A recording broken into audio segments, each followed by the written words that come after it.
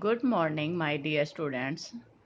Now we will start our chapter 2, part 6.4, Trade in the Subcontinent and Beyond. And firstly, we will discuss the previous we have done. We have done previously town and trade. And we have talked about 16 capital of Mahachanpatas and major towns. They were located along routes of communication.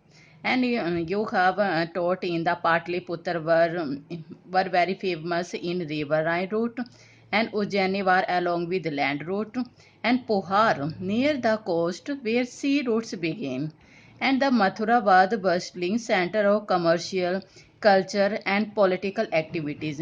You have to read about that. Now today we will study कि trade in the subcontinent and beyond, कि जो हमारे व्यापार थे वो हमारे तक ही सीमित थे या बाहर तक भी सीमित थे. Now you know कि contact with India has contact with countries on the eastern India along with Bay of Bengal as well as on the western side with North Africa, West Asia and some parts of Europe as well as. यानी कि इन मार्गों का नियंत्रण करने की जो शासक है वो कोशिश करते थे और व्यापारियों को उनको सुरक्षा के बदले उनसे धन लेते थे. हमने भी जो पढ़ा हुआ है कि जो बे ऑफ बंगाल से लेके साउथ एशिया और चाइना तक इसका सब जगह यानी कि ट्रेड है सबसे ज़्यादा फैला हुआ था. और रूलर्स है they often attempt to control their routes and after that offering protection and they have offering protection for a price. And we have read कि some merchants they have travel on foot and travels with caravan of bullock carts and pack animals. Pack animal में घोड़े खच्चर के द्वारा यानी कि यात्रा का करना. वहां पर क्या होता था कि जो शासक होते थे वो मतलब उनको प्रोटेक्शन देते थे कि कई बार लुटेरे ना आ जाएं और उनके बदले में उनको मतलब धन उनसे लिया जाता था. लेकिन mostly they are the seafarer कि their venture were very risky but highly profitable. कि जो ये क्या होता था कि जो सी फार्स यानी कि वहां पर यात्रा करते थे कहते हैं उनकी जो यात्रा काफ़ी प्रॉफिट मानी जाती थी. ना तो उनको प्राइस देना पड़ता था ना लुटेरे वहां पर आते थे. कि यहाँ से पता चलता है कि जो ट्रेड है वो सब कंटिनेंट और उससे बाहर तक यानी कि सब जगह तक फैला हुआ था. And next line successful merchant were called मत्सुवन इन तमिल, सेठीज एंड सतवाहन इन प्राकृति. जो काफ़ी सक्सेसफुल मर्चेंट और जो व्यापारी होते थे उनको तमिल में मत्सुवन कहा जाता था, सेठीज कहा जाता था, सतवाहन कहा जाता था प्राकृतिक लैंग्वेज में. कहते हैं कि they have become very enormous rich, कि काफ़ी फेमस हो गए थे, रिच हो गए थे, प्रोस्पेरस हो गए थे. वहाँ पर क्या था, a wide range of goods were carried from one place to another.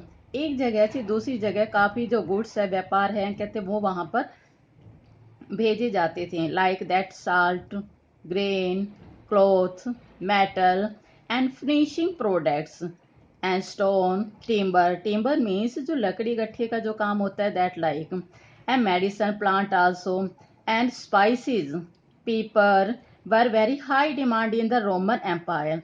कि all these very high demand in the Roman Empire. From this they have sent this material to the Roman Empire. And textile medicine also plant. They are also transported across the Arabian Sea to the Mediterranean. Now you will see in the page number 44 and the source number is 9. The Malabar coast यानी present state Kerala. यहाँ पर here is a extract from the Periplus of the Erythraean Sea, composed an antonyms Greek seller. कि here is a source 9 has been given. You will read the paragraph very carefully. After that, in the last column, you will see Periplus. What is Periplus? Periplus is a Greek word and it is taken from the Greek word which means sailing around. Sailing around. And Erythraean was the Greek name for the Red Sea. Erythraean is a Greek name and it is named for the Red Sea. Now I will tell about coins and kings. Firstly, introduction of coins. Exchange of goods take place through coinage. कि जो goods का exchange के लिए coinage सबसे ज़्यादा use किए जाते थे. Firstly we have discuss punch mark coin. Punch mark coin it is made of copper and silver. Copper और सिल्वर के बने हुए थे and it was made in 16th century. It were the earliest to be minted and very used. And these were recovered from excavation at a number of sites throughout the subcontinent. Numismatics has studied these and after that they reconstruct possible commercial network.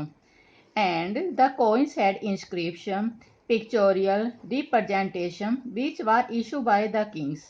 इन पर क्या होता था कि जो शासकों की प्रतिमा और नाम के साथ में सबसे पहले सिक्के जो थे वो इंडो ग्रीक ने जारी किए थे कि इन सिक्कों के ऊपर एक उभरी हुई प्रतिमा होती थी, इनके नाम होते थे, पिक्चर होते थे, वो दिए जाते थे और लॉन्ग रूट के लिए सबसे ज़्यादा ये यूज़ किए जाते थे कि आप इनको लॉन्ग रूट के ऊपर लेके जा सकते हैं और उसको आप ट्रेड के लिए सबसे ज़्यादा इसको वहाँ पर आप भेजा जा सकता है।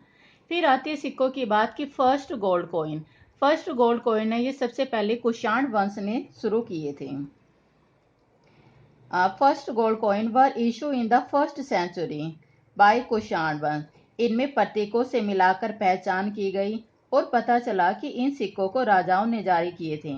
जो फर्स्ट गोल्ड कॉइन है ये बहुमूल्य वस्तु और भारी मात्रा में वस्तुओं का विनिमय किया जाता था, यानी it is vertical identical in weight to those issue by contemporary Roman emperor, कि यहाँ के इनके वेट को देखते हुए, आकार को देखते हुए, वजन को देखते हुए इन्होंने पता लगाया कि जो रोमन एम्परर है ईरान के पार्थियन शासकों द्वारा इशू किए गए थे और इन कॉइन से बिल्कुल सिमिलर थे। फिर हाँ, historian suggest of link with Roman empire as well. Historian ने कि ये सजेस्ट किया कि इंडिया के जो लिंक हैं, कहते जो ट्रेड रूट था वो रोमन एम्पायर के साथ में बिल्कुल बना हुआ था, ये उन सिक्कों से पता चलता था। फिर the wide spread of the gold coin indicate the enormous value of transaction that were taking place, कि जो गोल्ड कॉइन की जो इतनी जो मतलब भारी मात्रा के अंदर इनका वैल्यू हो रहा था, इनको भेजा जा रहा था, मतलब यहाँ पता चलता है कि ट्रांजेक्शन की कितनी वैल्यू थी और ये कहाँ कहाँ तक फैली हुई थी।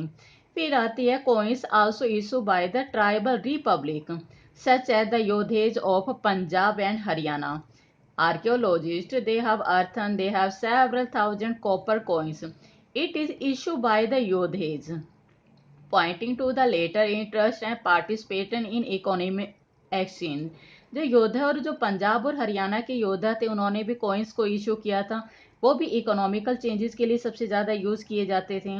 और यहाँ पर भी इनको पता चलता है कि you have seen in the picture page number 49 की पंच मार्क कॉइन है, कहते हैं वहाँ पे उस पर एक स्टैंप होती थी, मेटल की बनी होती थी उसके ऊपर, और उस पे राजा के नाम और जो प्रतिमा थी वो सब की सब इशू वहाँ पर रहती थी। मतलब प्रतिमा के ऊपर उस पे जो सिक्के होते थे ना वो मतलब उभरे हुए से प्रतीत होते थे, वो पता चलता था कि किसने राजा ने किए हैं, किसी कुषाण वंश ने किए हैं, कि कौन से राजा ने इस पर चलाए, तो वो सब का सब हमारे को पता चलता है। फिर now we will talk about the gold coin. Gold coin it is issue by the Gupta ruler. जो गुप्ता रूलर ने जो गोल्ड कॉइन को सबसे ज़्यादा इशू किए थे, they very very remarkable for their purity, purity के लिए सबसे ज़्यादा फेमस थे, माने जाते थे। These coins facilitated long distance transaction from this kings also benefited. ये लॉन्ग डिस्टेंस ट्रांजेक्शन के लिए यूज़ किए जाते थे जहाँ पे राजाओं को बेनिफिट मिलता था। कहते हैं कि in the 6th century the finds of the gold coin taper off, मतलब इनकी जो 6th सेंचुरी के अंदर है इनकी जो वैल्यू है बिल्कुल कम होने लगी थी। आपने देखा जो हिस्टोरियन को are also divided on this issue.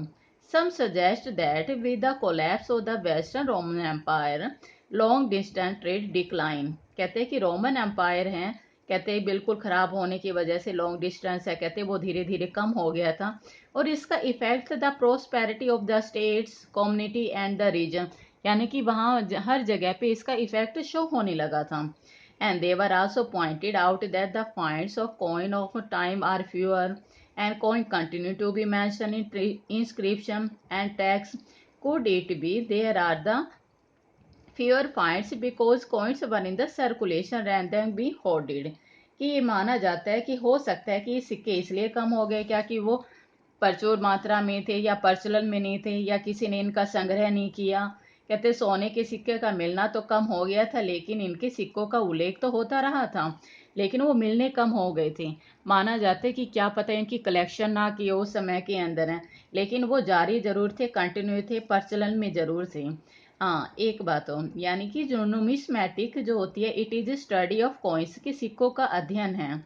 इसमें हम बताते हैं कि जो उनके ऊपर जो चित्र होते हैं, इमेजेस होती हैं, स्क्रिप्ट होती हैं, जो मेटल होती है, उनको एनालिसिस किया जाता है और उससे ये पाया जाता है कि इनका अध्ययन भी मुद्रा शास्त्र के अंतर्गत ही आता है। न्यूमिस्मैटिक इन हिंदी मुद्रा शास्त्र, यह सिक्कों का अध्ययन है। इसमें सिक्कों का अध्ययन के बारे में बताया गया है कि सिक्कों का अध्ययन कैसे किया जाता था। उन पे जो चित्र लिखा होता था, उन पे लिपि होती थी, वो उनके समान उनकी तुलना करते थे कि उसके बाद में पता चलता था कि ये कौन से राजा ने, कौन से शासक ने ये जारी किए हैं। तब इनकी तुलना इनके साथ में बताई गई हैं। In the first to 16 century में कि जो कॉइन्स एंड किंग्स है, कहते they are very famous. Punch marks coins like that first gold coin it is issue by the Kushan, कि many gold coin they have issued by the Kushan dynasty and coins used by the Yodhas in Punjab and Haryana, and first gold coin it is used by the Indo-Greek, Iran जो Parthian है, कहते हैं कि उनके similar इनके माने जाते हैं। कि हमने जो ट्रेड रूट और जो कॉइन्स जो किंग्स है, कहते हैं उसके बारे में हमने पढ़ा है कि व्यापार कहाँ पर होता था, व्यापार के बाहर भी इनका प्रयोग किया जाता। फिर सिक्कों का प्रचलन कैसे आया, उन पे राजा की प्रतिमा, उनके शासक के नाम, कि इनकी कोइंस की सिक्के की इनका अध्ययन कैसे किया जाता था, इनकी लिपि का कैसे पता चला हमें ये। तो ये धीरे धीरे कहते हैं कि इनका भी जो सिक्कों का उल्लेख है वो भी कम होता गया। अब इनके पीछे भी काफ़ी ऐसे रीजन माने जाते हैं कि हो सकता है कि ये सिक्के कम हो गए हों, या प्रचलन में थे, या उनका कलेक्शन किया गया ये था या नहीं था। कहते हैं ये सब कुछ ही वहाँ पर डिपेंड करता है कि जब हम इन सिक्कों का अध्ययन करते हैं। अब हम करेंगे now our next topic about how to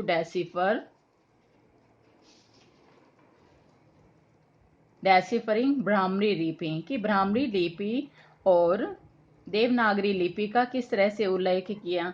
कि firstly who have decipher the Brahmi लिपि एंड द देवनागरी लिपि, कि how it is similar to the other, कि how can we identify it is a Brahmi लिपि, इट ए प्राकृतिक लिपि, इट्स ए देवनागरी लिपि।